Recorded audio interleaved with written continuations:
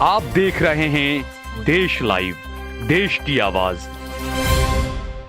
आदाब, नमस्कार, सत श्री अकाल। मैं सहल कुरैशी, देश लाइव में आपका स्वागत है।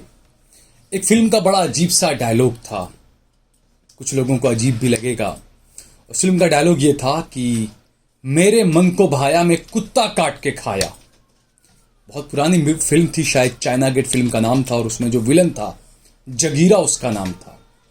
तो ऐसा लगता है कि कुछ लोग सत्ता में आने के बाद इसी तरह का बर्ताव करते हैं कि जो हमारे मन में आएगा हम करेंगे, चाहे वो हलाल हो, हराम हो, गलत हो, सही हो। इस देश में चल रहा है। मौजूदा मामला है गुजरात के दाहोद का। दाहोद में तकरीबन 200 साल पुरानी एक मस्जिद को शहीद कर दिया गया। और हैरानी की बात तो यह है कि इस मस्जिद को शहीद किया गया सुबह 4 बजे, अंधेरे अंधेरे, जब कोई भी मौजूद नहीं था। वहां पर पूरा पुलिस का अमला पहुंचा, 2 बुलडोजर जेसीबी मशीन पहुंचे, और 4:15 बजे सुबह में 200 साल पुरानी मस्जिद को शहीद कर दिया गया। जबकि गुजरात वक्फ बोर्ड की तरफ से दाहोद के कलेक्टर को एक पत्र दिया गया, और पत्र में यह कहा गया कि दाहोद की जो नगीना मस्जिद है वो 200 साल पुरानी है। सिटी सर्वे नंबर 451-52 जो भी था, उसके सारे सिटी सर्वे के नंबर दिए। वक्फ बोर्ड का ये लेटर आप देखिए, वक्फ बोर्ड ने ये पत्र जारी कर कलेक्टर से कहा कि ये 200 साल पुरानी मस्जिद है, इसका रिकॉर्डों में इसका नाम है, रिकॉर्ड में दर्ज है, आप इसको शहीद नहीं कर सकते हैं। लेकिन उसके बावजूद इस मस्जिद को शहीद कर दिया गया। और जब सुबह 4 बजे मस्जिद को शहीद किया गया, उससे पहले रात में इस मस्जिद के कुछ ट्रस्टियों को, वहां के कुछ आगेवान जो लोग थे, जो वहां के, उन लोगों को गिरफ्तार कर लिया गया। मुसलमान जो लोग थे उन्हें गिरफ्तार कर लिया गया, और सुबह 4 बजे बुलडोजर भेजकर मस्जिद को शहीद कर दिया गया। अब यहां पर इससे पहले यह हुआ कि जो मस्जिद को शहीद किया गया, इसमें यह बात सामने आ रही है कि इन्हें नोटिस तक नहीं दिया गया। एक तो यह होता है कि भाई आप पहले इन्हें नोटिस दें, 15 दिन का या 20 दिन का या महीने का वक्त दें आप, कि आपको नोटिस देते हैं भाई आपका इनलीगल है, आप देखिए। कोई नोटिस नहीं दिया, सीधे बुलडोजर पहुंच गया वहां पर तोड़फोड़ करने के लिए। उसके बाद जो मस्जिद के ट्रस्टी वगैरह जो थे, नगीना मस्जिद है दाहोद में, और 200 साल पुरानी मस्जिद बताई जा रही है, और गुजरात वक्फ बोर्ड के रिकॉर्ड में दर्ज है ये। इस मस्जिद को जब तोड़ने के लिए आए लोग और तमाम चीजें हुई, तो उस वक्त वहां के लोगों ने यह कहा कि मस्जिद के बाहर जो ट्रस्टी वगैरह जो लोग हैं, और उस इलाके के जो नेतागण जो हैं कुछ, उन्होंने कहा कि मस्जिद का 6 फीट आगे जो अतिक्रमण आप कह सकते हैं, उससे हम खुद हटा लेते हैं। और वहां के मुकामी लोगों ने, मस्जिद के ट्रस्टियों ने, वहां के मुस्लिम नौजवानों ने खुद ने अपने हाथ से मस्जिद के बाहर जो थोड़ा बहुत अतिक्रमण किया गया था वो अपने हाथ से हटा लिया, और कहा कि आप मशीन का इस्तेमाल न करें, क्योंकि पुरानी मस्जिद है, पूरी कहीं हिल न जाए, जो हैवी मशीन उस पर लगते हैं। वो दबान, वो अतिक्रमण उन्होंने खुद हटा लिया था। उसके बावजूद रात में 4 बजे आकर पूरी मस्जिद को शहीद कर दिया गया। यह है असली गुजरात मॉडल। और जो लोग ये कहकर खुश होते हैं और एक्सक्यूज देते हैं ना कि मंदिर भी तो तोड़े गए हैं, अरे भाई यही तो बात समझने वाली है ना। मंदिर भी तोड़े गए, सही बात है। तो जो मंदिर अतिक्रमण है, जिसका कोई रिकॉर्ड नहीं है अपने पास, जो मंदिर नए नए बने हैं, बिल्कुल वो इनलीगल है, तो वो तो टूटेंगे ही। जबकि नगीना मस्जिद जो है, ये 200 साल पुरानी मस्जिद है, गुजरात वक्फ बोर्ड के अंदर रजिस्टर रिकॉर्ड मौजूद है। सिटी सर्वे नंबर जो दिए हुए हैं वो मैं आपको बताता हूं। सिटी सर्वे नंबर 451, 452, 453, 454, 455 और 456, ये सिटी सर्वे नंबर है। और 200 साल पहले ये मस्जिद यहां पर बन चुकी है, और आपने इसको तोड़कर, अब कुछ हिंदू संगठन के लोग कह रहे हैं कि मंदिर भी तो तोड़े गए, मुसलमान बिना वजह हंगामा कर रहे हैं कि हमारी मस्जिद को तोड़ दिया। मैं हमेशा ये बात कहता हूं कि आप एक सर्वे टीम बुलाइए, पूरे गुजरात में सर्वे करवाइए।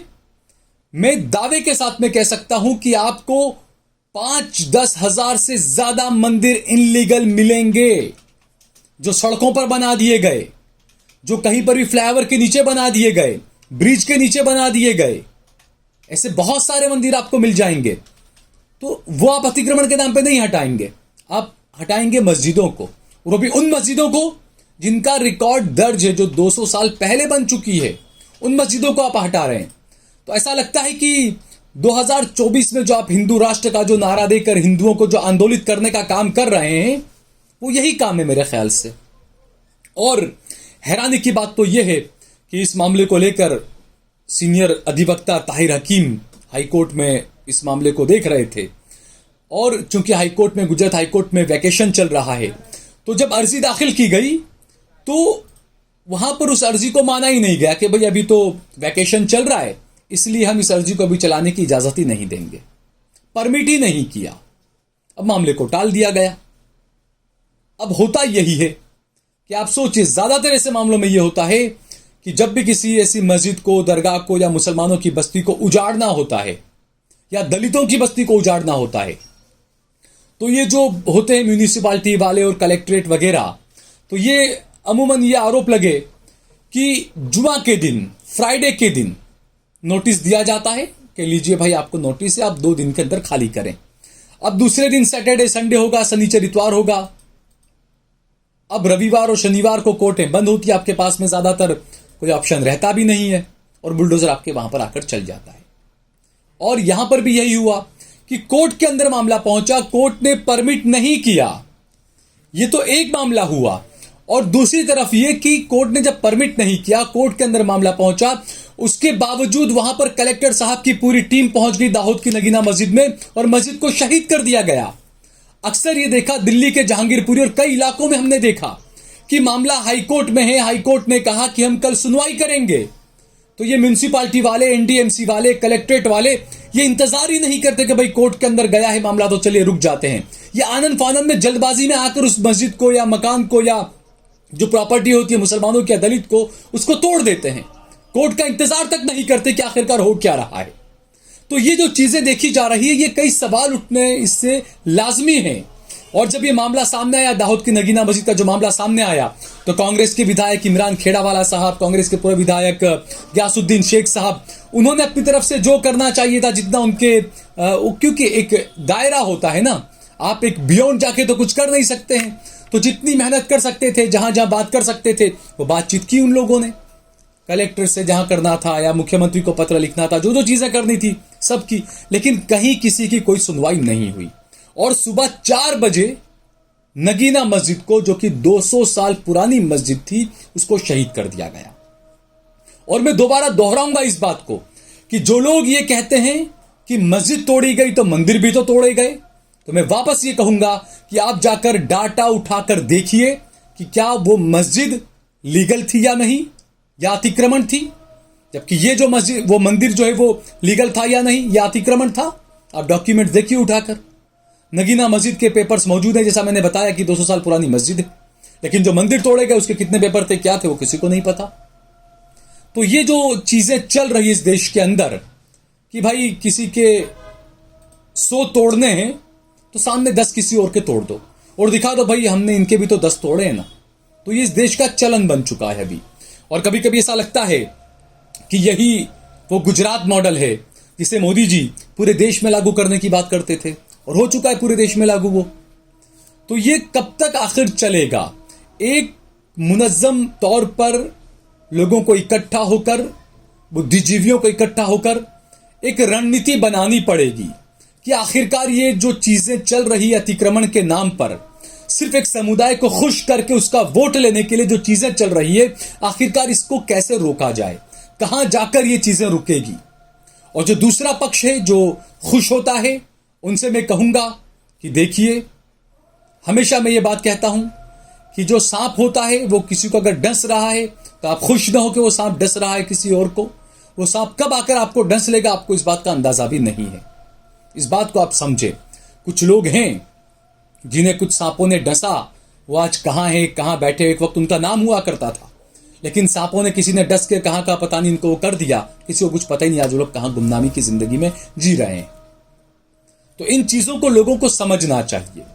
देश की जनता भी इसे समझे, हिंदू मुस्लिम सब इस बात को समझें कि आखिरकार किस तरीके का माहौल इस देश के अंदर बनाया जा रहा है सिर्फ बेवकूफ बनाने के लिए। और 200 साल पुरानी मस्जिद को तोड़ा गया स्मार्ट सिटी के नाम पर। अब हैरानी की बात तो यह है कि आप जाइए, आप पेरिस जाइए, इटली जाइए, फ्रांस जाइए, जर्मनी जाइए, तो विदेशों में उनकी जो पुरानी चीजें होती है उनको वो लोग संजो कर रखते हैं। अब आप बताइए, क्या पेरिस स्मार्ट सिटी नहीं है? क्या जर्मनी में कोई स्मार्ट सिटी नहीं है?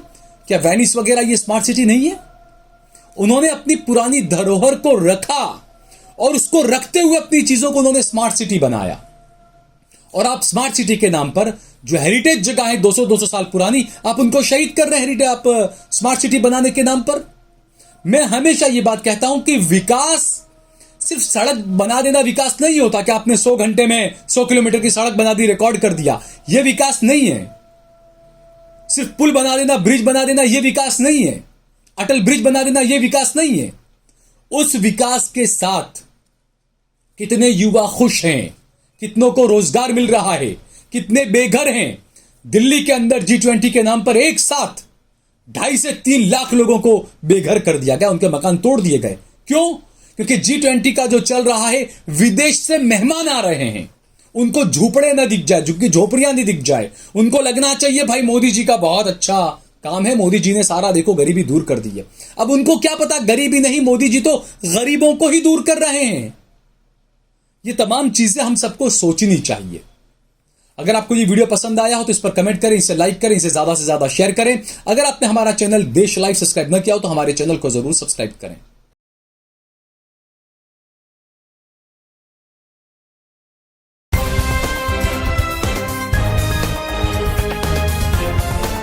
देश और दुनिया की तमाम छोटी और बड़ी खबरों के लिए हमारे चैनल को सब्सक्राइब करना न भूलें और बेल का बटन जरूर दबाएं।